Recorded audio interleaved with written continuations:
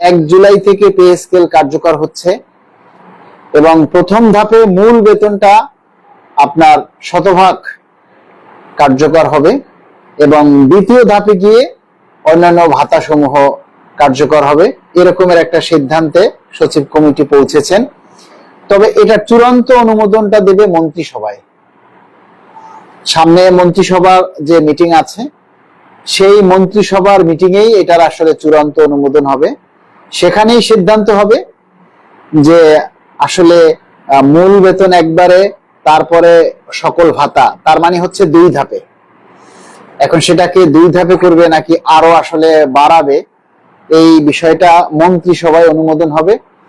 তবে একটা বিষয় হলো স্পষ্ট, সেটা হলো গেজেট যদি আপনার 6 মাস পরও আপনি পান, তারপরও আপনি এই 1 জুলাই থেকে পে স্কেল বাস্তবায়ন হবে, 1 জুলাই থেকে আপনারা এই এরিয়া হিসেবে বা বকেয়া হিসেবে পাবেন, এই ব্যাপারটা কনফার্ম। এইটাই হলো বড় আপডেট। এখন আপনারা অনেকেই দেখি বিরক্ত হচ্ছেন, বলতেছেন যে আসলে আর কতগুলি মিটিং হবে, এটা সেটা। এখন দেখেন, এই সরকার আসার পর এই সরকারের কার্যক্রমটাই সেটাই হলো চূড়ান্ত। আগের সরকার মিটিং করছে, কত কিছু করছে, এগুলি এই সরকার দেখবে না। এই সরকার দেখবে এই সরকারের সময়কাল কত এবং এই সরকারের আমলে যে কার্যক্রম সেটা কিভাবে বাস্তবায়ন করতে পারে। একটা সরকারি কাজ, এটা আমি সকালে বললাম আর বিকেলে হয়ে গেল, বিষয়টা কিন্তু আসলে এরকম নয়। একটা পে স্কেল যেখানে সারা বাংলাদেশের সরকারি, আধা সরকারি, তারপরে আপনার এই স্বায়ত্তশাসিত রাষ্ট্রায়ত্ত ব্যাংক, আর্থিক প্রতিষ্ঠান এবং এমপিওভুক্ত শিক্ষক সহ যারা এই পে স্কেলের সুযোগ সুবিধা ভোগ করে, তাদের সাথে জড়িয়ে আছে লক্ষ লক্ষ হাজার কোটি টাকা। এটা কিভাবে বন্টন হবে, কিভাবে এটার কাজ হবে, আপনাদেরকে বহুবার আমি বলেছি যে দেখেন ভাই, আগের পে স্কেল গুলা হয়েছে আপনার ম্যানুয়াল পদ্ধতিতে, মানে হাতে লিখে ফিক্সেশন হয়েছে, আর এবারের ফিক্সেশন হবে সফটওয়্যারে। যেই সফটওয়্যারে আপনার মূল বেতন যদি ভেঙে দেয়, তাহলে পুরো সফটওয়্যারকে চেঞ্জ করতে হবে, পরিবর্তন করতে হবে, যার কারণে মূল বেতন সরকারকে একবারই দিতে হবে। এখন যদি 50% ভেঙে দেয় বা 60% দেয়, আবার পরবর্তী বছরে আবার 40% বা 50% দিবে, তাহলে সফটওয়্যারকে 2 বারে চেঞ্জ করতে হচ্ছে। এই 2টা কারণে সরকার মূল বেতন একবারে দিতেই এখন সম্মত হচ্ছে। এই ব্যাখ্যাগুলো কিন্তু একবারে শুরু থেকেই আমি তুলে ধরেছি, আপনারা যাদের মনে আছে তারা হয়তো বুঝবেন। এর উপরে তো আসলে আর কোনো আপডেট নেই। এখন আমরা আমাদের দাবিটার ব্যাপারে, আমরা যে দ্রুত সরকার পে স্কেল দিবে বা দ্রুত যে আপনার গেজেট জারি হবে, এই ব্যাপারে তো আমরা কয়জনে কথা বলি বলেন তো? আমরা কয়জনে দাবি তুলি? সরকারকে তো দেখাইতে হবে। সরকারকে দেখাইতে হবে না যে কর্মচারীরা সবাই এ ব্যাপারে সোচ্চার। কয়জন কর্মচারী এই দাবিগুলি আমাদের প্রচার করে বলেন তো? এই যে যখন আমি লাইভে আসি, এই কথাগুলি বলি, বলেন তো আপনারা কয়জনে সেটা প্রচার করেন?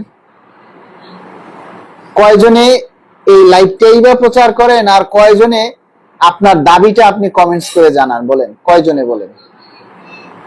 কেউ বলেন না। এখন 400 মানুষ লাইভে আছেন, 400 মানুষ লাইভে আছেন। আমি তো কোনো জারি গান নিয়ে এখানে লাইভ করতেছি না, বা কোনো মানে আমার ব্যক্তিগত কোনো কিছু নিয়েও বলতেছি না। তো দেখেন 43 জনের লাইভটা শেয়ার করেছেন, কিন্তু এখন লাইভে আছেন 400 মানুষ। 400 মানুষ যদি প্রত্যেকে এসে যদি একটা করে শেয়ার করতেন, তাহলে 400 শেয়ার হইতো।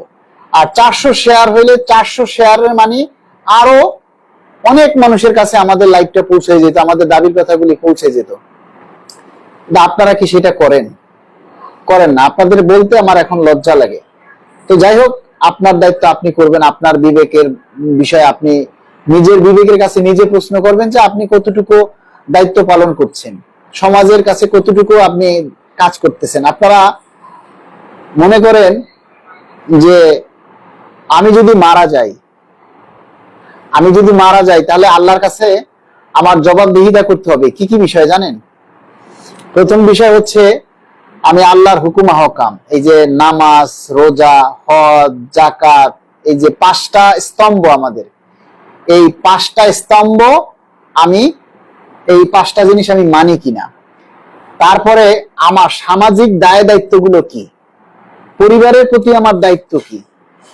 আপনি রাস্তা দিয়ে হেঁটে যাচ্ছেন, আপনার সামনে একটা কাঁটা পড়ে আছে, যে কাঁটাটা মানুষের পায়ে লাগলে সে কষ্ট পাবে বা সে ব্যথা পাবে, কিন্তু আপনি সেই কাঁটাটা না ফেলে আপনি হেঁটে গেলেন, কিন্তু আপনি দেখছেন কাঁটাটা রাস্তায়, আপনি কাঁটাটা দেখছেন কিন্তু আপনি ফালাই দেননি, আপনি হেঁটে চলে গেলেন। ওইটার জন্য আল্লাহর কাছে আপনাকে কৈফিয়ত করতে হবে। ওইটা আপনার সামাজিক দায়িত্ব, যে আপনি নিজে দেখলেন যে একটা রাস্তায় কাঁটা পড়ে আছে, এটা যে কোনো মানুষের পায়ে ফুটতে পারে, পায়ে লাগতে পারে, সেটা আপনি না দেখে চলে গেলেন। তাহলে ওইটার জন্য আল্লাহর কাছে আপনাকে জবাবদিহি করতে হবে।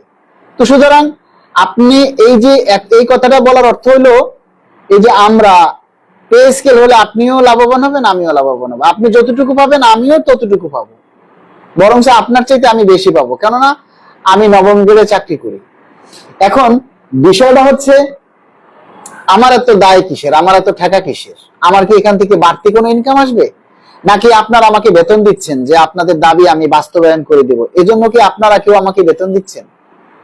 তারপরও আমি আমার সামাজিক দায়বদ্ধতা থেকে আমি আমার দায়িত্ব পালন করছি। যেহেতু আমি একটা সংগঠন করছি, একটা সংগঠনের প্রধান, সেই হিসাবে সমাজের প্রতি আমার একটা দায়বদ্ধতা আছে, আমি সেই দায়িত্বটা পালন করি। এখন দায়িত্ব কি শুধু আমার একার? আপনাদের দায়িত্ব নেই? আমরা সবাই মিলে যদি আমাদের এই দায়িত্বগুলো আমরা পালন করতাম, তাহলে আমাদের এই দাবি অনেক আগে বাস্তবায়ন হতো, অনেক আগেই আমাদের এই দাবিটা আদায় হতো। এবং আমরা সরকারের কাছে চাই, কিন্তু চাওয়ার মানুষ নাই, চাওয়ার মানুষ নেই। দেখেন আজকে আমি কিন্তু কথা বলতেছি খুব আস্তে আস্তে, সফটলি কথা বলতেছি, কারণ আমায় এই যে কথা বলতেছি আমার কিন্তু চাপ পড়তেছে। জানি না হয়তো আল্লাহ আমার নসিবে কি রাখছে, আমি সেটা বলতে পারি না। তবে আপনারা আমার জন্য দোয়া করবেন যেন আল্লাহ আমাকে দ্রুত সুস্থ রাখে, শারীরিক মানসিকভাবে সুস্থ রাখে। আমার শুধু এতটুকু ইচ্ছা যে আমি আজ হোক কাল হোক প্রতিটা মানুষকেই মরতে হবে। আমি শুধু এতটুকুই চাই যে মৃত্যুর আগ পর্যন্ত যেন আমি মানুষের কল্যাণে নিঃস্বার্থভাবে কাজ করতে পারি, এটাই আমার চাওয়া। আর কোনো চাওয়া নেই আমার কাছে, আপনাদের কাছে।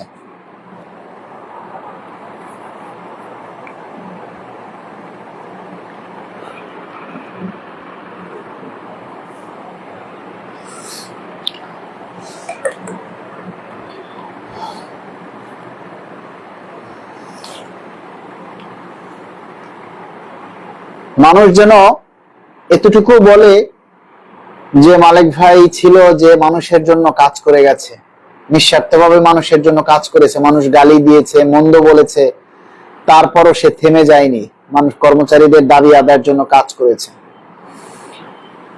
এটুকু আপনারা সবাই বলবেন না, কেউ কেউ বলবে। অনেকেই দেখি আমাদেরকে আজে বাজে মন্তব্য করেন, গালি দেন বা এটা সেটা বলেন, অনেক কিছুই বলেন। এটা যার যার ব্যক্তিগত মত, যার যার ব্যক্তিগত অভিরুচি। সবাই তো আর প্রকৃত মানুষ হয় না, সবাই প্রকৃত মানুষ হয় না। তবে আপনাদের আরেকটা কথা বলি, আপনারা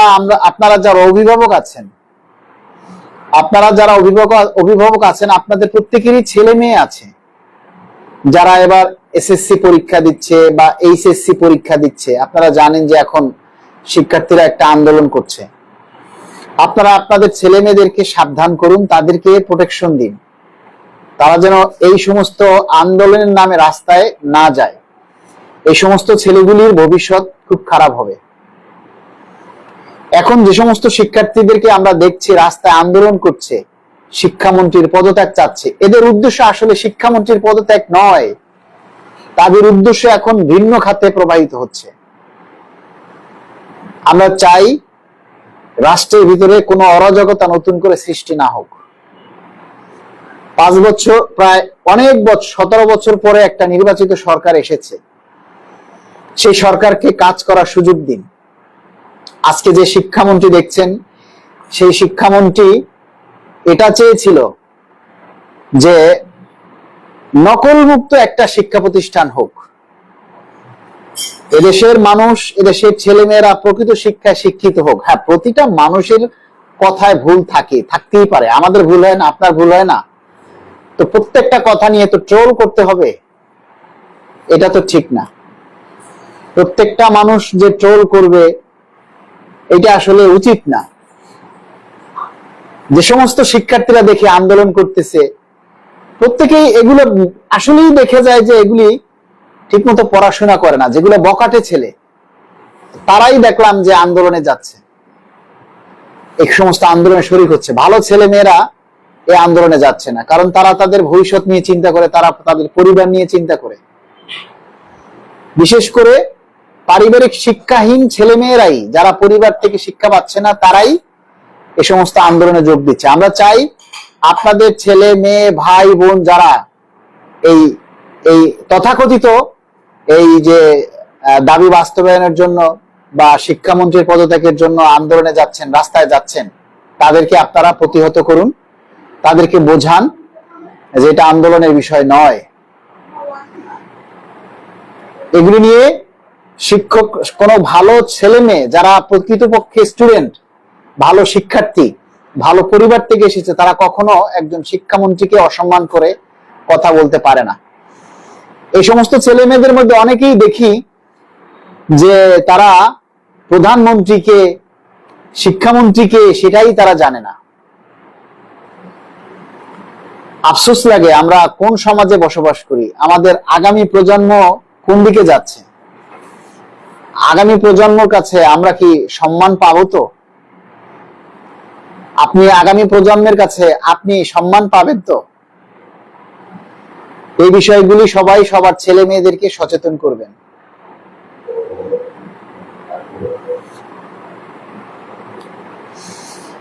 তো যাই হোক, আমি আজকে বেশিক্ষণ লাইভ করব না, কথা বলবো না, আমার কথা বলতে খুব কষ্ট হচ্ছে। আপনারা সবাই যার যার জায়গা থেকে দাবিটা জোরালো করুন।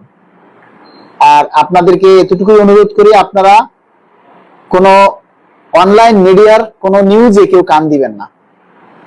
অনেকেই দেখি প্রথম কয়েকদিন বলেছেন যে আইএমএফ পে স্কেল পিছিয়ে দিতে বলেছে, আইএমএফ এটা বলেছে, আইএমএফ ওটা বলেছে। আপনারা শুরুতেই দেখেছেন যে আইএমএফ নিয়ে আমার বক্তব্য স্পষ্ট ছিল যে আইএমএফ কখনো পে স্কেল নিয়ে কথা বলে না, আর আইএমএফ পে স্কেল দেখার বিষয় আইএমএফ এর নয়। পে স্কেল দেয়া বা পে স্কেল বাস্তবায়ন করা সম্পূর্ণ সরকারের এখতিয়ার, আইএমএফ এর নয়। সুতরাং এই অনলাইন মিডিয়াগুলো একটা গুজব সৃষ্টি করে, সরকার এবং সাধারণ মানুষের মধ্যে একটা বৈরী সম্পর্ক তৈরি করে। এই জন্য এই সমস্ত অনলাইন নিউজ বা অনলাইন পত্রিকা বা জাতীয় মিডিয়া যাদেরকে বলেন, দেখেন আগের সাংবাদিকদের বলা হতো